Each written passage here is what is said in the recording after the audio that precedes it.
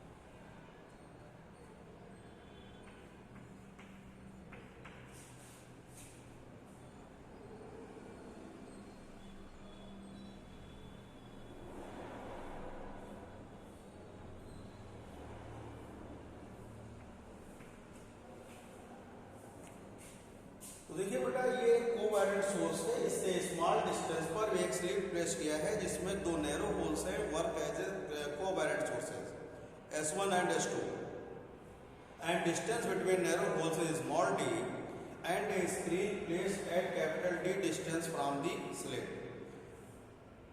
When light emitted from monochromatic source and passes through a covalent sources focus at the P point of the screen. We placed a transparent sheet of thickness T and reflective index small and placed in path S1P. तो देखिए बेटा, इसमें S1P को -T distance covered by the light in vacuum, but distance T covered by the light in medium. यानी S1P -T जो है vacuum में distance cover करेगी लाइट, और स्मॉल t डिस्टेंस आपकी मीडियम में कवर करेगी। तो वैक्यूम में स्पीड इसकी बेटा स्मॉल c होगी, और क्या कहते हैं उसमें वेलोसिटी कितनी होगी, मीडियम में v होगी। तो S1 to P जो टाइम कवर करेगा, time S1 to P, time S1 to P, distance cover in vacuum and speed of light in vacuum। तो इस वैक्यूम में कवर है बेटा S1P -T upon C। Medium में डिस्टेंस T है, speed क्या है, स्मॉल p है। V equal to you know that C upon बेटा n होता है। क्या होता है, C अपॉन n। तो ये होगा बेटा S1P -T upon C plus ये हो जाएगा NT upon C। We can write as S1P -T plus NT upon C। Then S1P plus n-1 into T upon C। We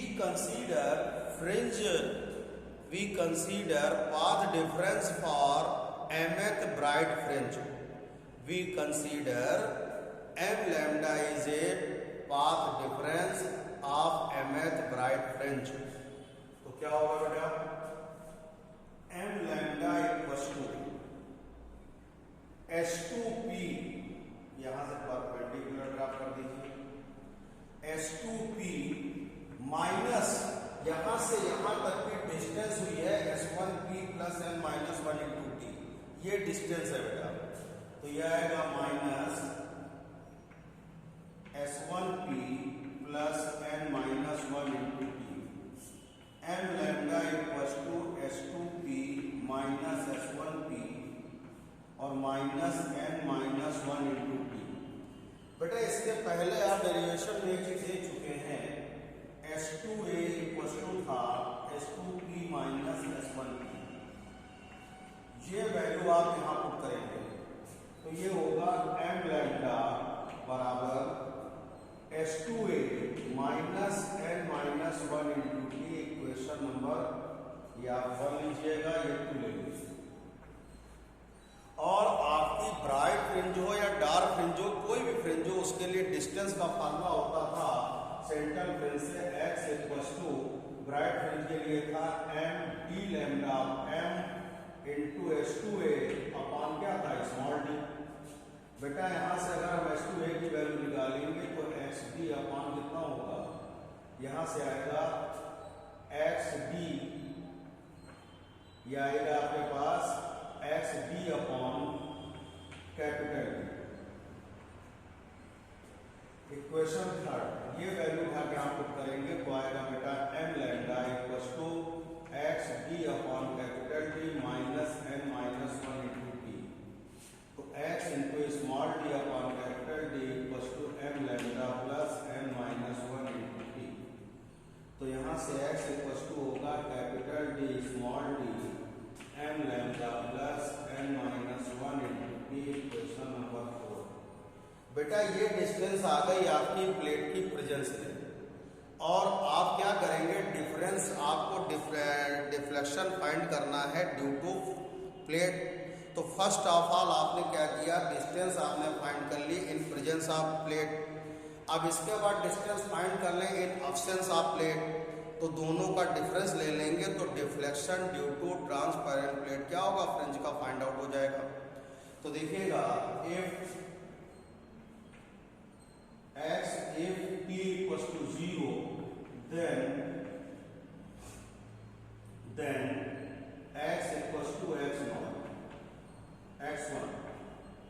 तो x1 equals to capital D small d m lambda plus n minus 1 into 0। तो x1 equals to capital D small d m lambda. Equation number 4। तो यहाँ तक एक बात और फिर समझ लें, आप फिर से समझ लेंगे। We consider a monochromatic source of light is capital S.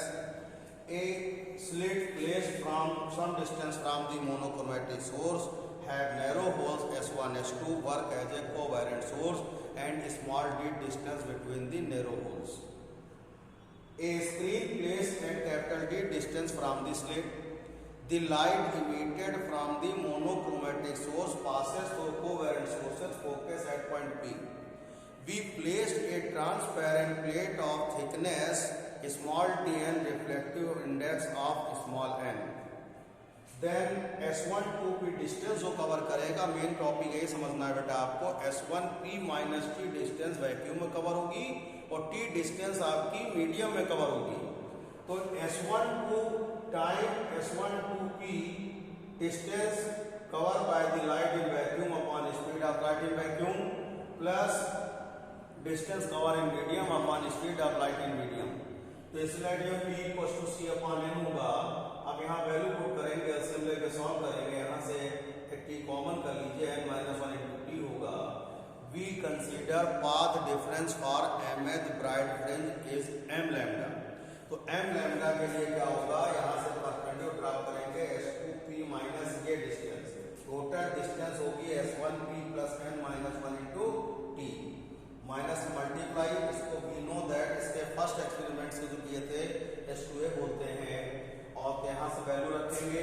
ये किसी भी फ्रिंज की डिस्टेंस है फ्रॉम दी सेंट्रल फ्रिंज।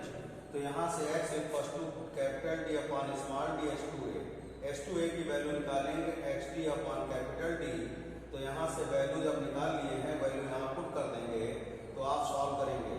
तो यहाँ से xd अपॉन कैपिटल D बराबर ये x आ गया। x जो है distance distance of fringe from the central fringe in presence of plate है। अब हम डिस्टेंस फाइंड करेंगे फ्रिंज की distance in absence of plate, that is mean t equals to 0 then x equals to x1, तो x1 equals to capital D small d into क्या होगा m lambda होगा। अब हम क्या करेंगे, फ्रिंज विड्थ फाइंड कैसे फाइंड करेंगे, डिस्टेंस ध्यान दीजिए।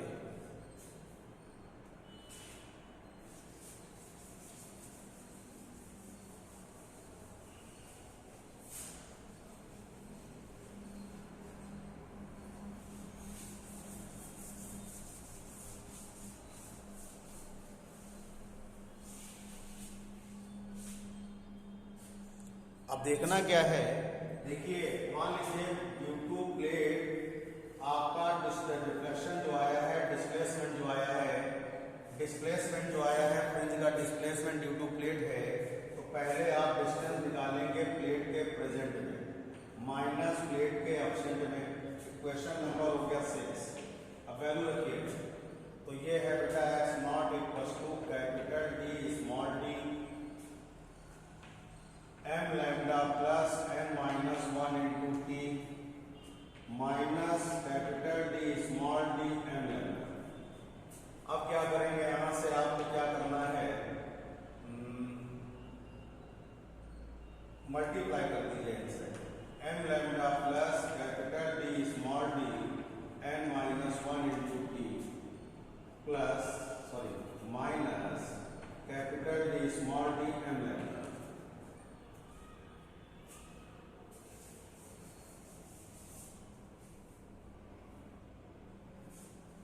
ये प्लस माइनस कैंसिल हो गया। X not equal to capital D upon small d n minus 1 into T, ये आ गया आपके पास इक्वेशन नंबर 7। तो ये था बेटा displacement of the fringe, displacement of the fringe when A transparent plate placed in path of interference beam, interference beam. You know that W equals to capital D lambda upon small d. तो ये capital D small d की value find करेंगे, W upon lambda equation 8 value put करेंगे तो आएगा x not equal to capital W upon lambda n minus 1 into T. तो एक formula आपके पास ये भी आ गया।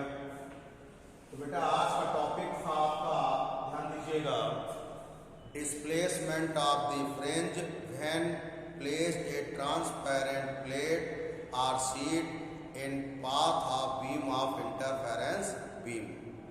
तो बेटा आप सभी को होमवर्क करना है, होमवर्क करके इसको सेंड करना है, और होमवर्क जरूर सेंड करें बेटा, क्योंकि 1 नंबर डेली कम होता है होमवर्क जब नहीं आता है आपका। बस कुछ बच्चे तो होमवर्क कभी करते ही भेजते ही नहीं है, उनका नाम नेक्स्ट टाइम पे लेंगे। थैंक यू बेटा।